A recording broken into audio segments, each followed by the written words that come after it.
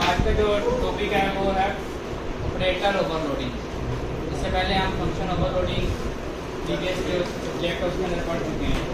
Function overload जिसमें आप same name के मल्टीपल फंक्शन को बना सकते हैं अपने। तो इसी तरह ऑपरेटर ओवरलोडिंग में क्या होगा कि जब आप एक ऑपरेटर से डिफरेंट बिहेवियर जो है वो एक्सपेक्ट करते हैं कि एक ऑपरेटर जो है, ऑपरेटर तो सबको पता है ना, ऑपरेटर क्या होते हैं? प्लस ये अरिथमेटिक ऑपरेटर। ऑपरेटर जो प्लस माइनस सब्ट्रैक्ट डिवीजन जो हम यूज करते हैं ये ऑपरेटर्स होते हैं। अगर हम इसको ओवरलोड करें तो ये क्या कहलाएगा? Operator overloading. Operator overloading C plus plus program में क्या स्पेशल फीचर है जो फंक्शनैलिटी प्रोवाइड करता है कि उसका बिहेवियर एग्जिस्टिंग बिहेवियर है। प्लस का एग्जिस्टिंग बिहेवियर क्या है? ये दो वैल्यू को जमा करना, ये उसका एग्जिस्टिंग बिहेवियर है। आप क्या कहते हैं कि उसका बिहेवियर को चेंज करें अपने। ये बिहेवियर जो है वो आपकी डाटा टाइप के ऊपर भी इम्प्लीमेंट हो। हमारी जो डाटा टाइप होती हैं अभी तक जो डाटा टाइप है वो हम इंट पढ़ है कि इंट a प्लस b। अगर हम इन को जमा करते हैं तो ये ऑपरेटर वर्क करता है। लेकिन अगर हम ये करें कि एक क्लास है हमारे पास स्टूडेंट की और इसका एक ऑब्जेक्ट a है और एक ऑब्जेक्ट b है, और अगर हम इनको प्लस करें तो ये प्लस नहीं होते। अब ये बिहेवियर जो है इस पर भी इम्प्लीमेंट करना चाहते हैं हम, तो हम क्या यूज करेंगे? Operator overload. कि इस ऑपरेटर को इसके लिए भी हम यूज कर सकते हैं। या हमें ऑपरेटर प्लस का मकसद क्या होता है? वैसे यूज इसलिए यूज होता है दो वैल्यू ऐड करने के लिए।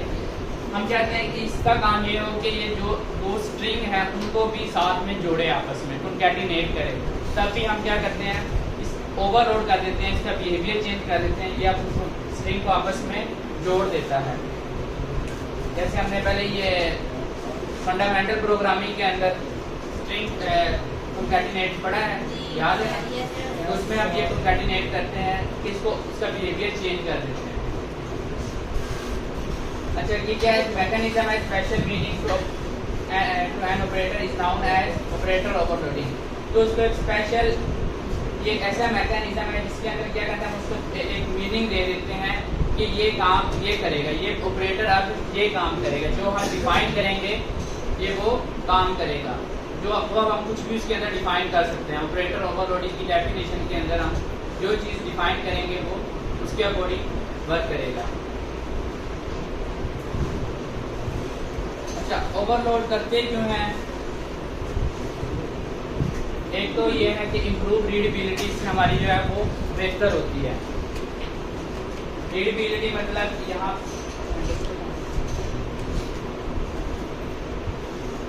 एक तो तरीका ये है कि हम क्लास के अंदर एक फंक्शन क्रिएट करें।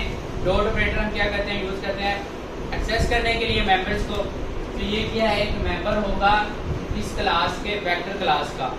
अगर हम इनको ऐड करना चाहते हैं तो हम इस तरह करते हैं, तो इस तरह भी हम कर सकते हैं। लेकिन अगर हम इसको देखें मीनिंगफुल या इंट्यूटिव वे में, तो उसमें क्या होगा कि हम इसको vector a plus vector b तो हम इस तरह भी ऐड कर सकें। तो ये एक जो है ज़्यादा मीनिंगफुल लगता है क्योंकि अंडरस्टूड है। मैथमेटिक्स के अंदर हम ये यूज़ करते हैं कि दो ऑब्जेक्ट को प्लस करना है। तो हम अगर तो हम फंक्शन के साथ करते हैं तो ये तरीका है, लेकिन हम कहते हैं कि हम इसको ऑपरेटर के जरिए ऐड करें। तो हम इस तरह ऐड करेंगे कि वेक्टर 1 प्लस वेक्टर 2। इससे क्या होता है कि रीडेबिलिटी जो हमारी एनहांस होती है, यूजर प्रोग्रामर को समझना इसको आसान हो जाता है। ये समझना आसान है या इस लाइन को समझना आसान है? इस लाइन को क्योंकि आप शुरू से आप पढ़ते आ रहे हैं कि a प्लस b की दो वैल्यू जमा करना। अब अगर a डॉट ऐड b ये काम करें तो ये न्यू वे होगा।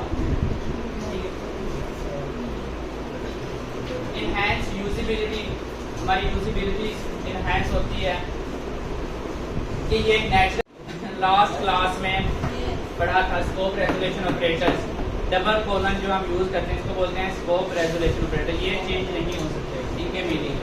उसके बाद डॉट ऑपरेटर में चेंज हो सकता है, डॉट स्टैरिक ऑपरेटर यूज़ नहीं, ओवरलोड नहीं हो सकता। टर्नरी ऑपरेटर ये भी आप शायद आप लोगों ने नहीं पढ़ा, लेकिन हम इसको भी चेंज नहीं कर सकते। ये दरअसल एक कंडीशन होती है इफ एल्स की, जिस तरह ना इफ की कंडीशन तो हम शॉर्ट फॉर्म में लिखते हैं तो उसको बोलते हैं टर्नरी ऑपरेटर एक ही लाइन के अंदर। यहाँ इसका सिंटैक्स ये है कि आप ब्रैकेट्स के अंदर कंडीशन देते हैं, जैसे a = 2 तो क्या हो, उसके बाद आपने उसके बाद कोलन और यहाँ पर सिर्फ ट्रू कंडीशन बतानी है। अगर ये वैल्यू ट्रू हो तो क्या प्रिंट हो, हेलो, और अगर तो ये कंडीशन, अगर ये कंडीशन फॉल हो तो ये प्रिंट हो।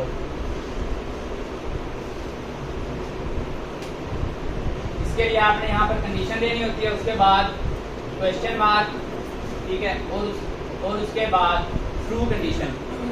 यहाँ पर ट्रू, अगर यहाँ पर क्या आएगा, अगर फॉल्स कंडीशन फॉल होगी तो ये स्टेटमेंट एग्जीक्यूट होगी, अगर ये कंडीशन ट्रू होगी तो ये वाली स्टेटमेंट एग्जीक्यूट होगी। हम इसी टाइम इसको प्रैक्टिकल भी करके देखेंगे। इफ एल्स की कंडीशन है बेसिकली, जैसे इफ अगर हम करते हैं कि इफ a = 2 तो हेलो वर्ल्ड आए, एल्स में क्या हो तो ये हेलो आए और एल्स में वर्ड आए, तो हम इसको इस तरह भी लिख सकते हैं एक ही लाइन के अंदर।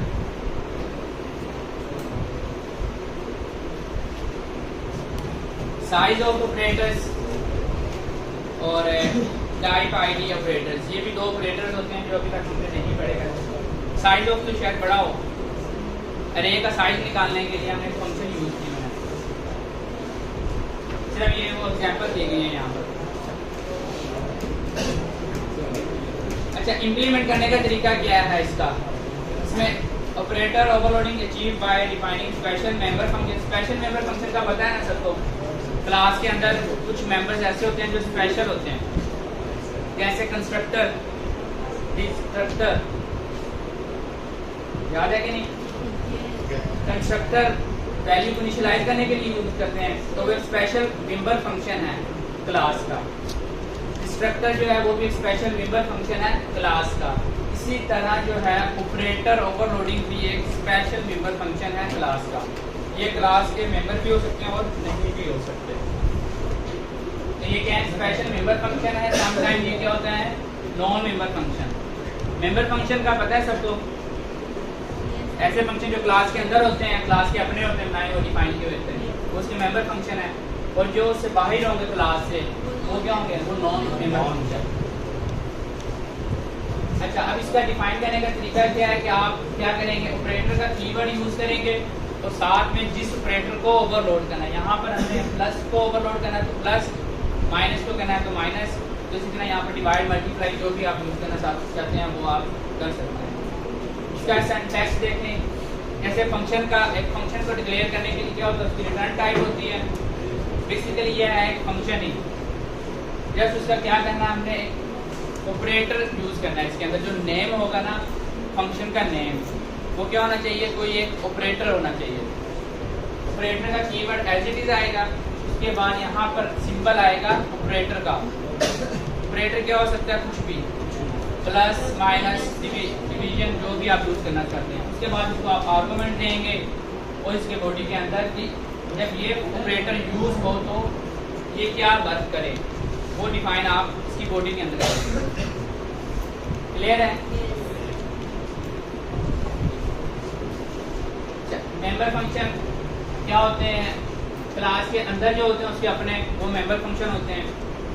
और नॉन मेंबर फंक्शन ऐसे होते हैं कि जो क्लास से बाहर डिफाइन किए जाते हैं। फ्रेंड फंक्शन भी इनको बोलते हैं, क्लास के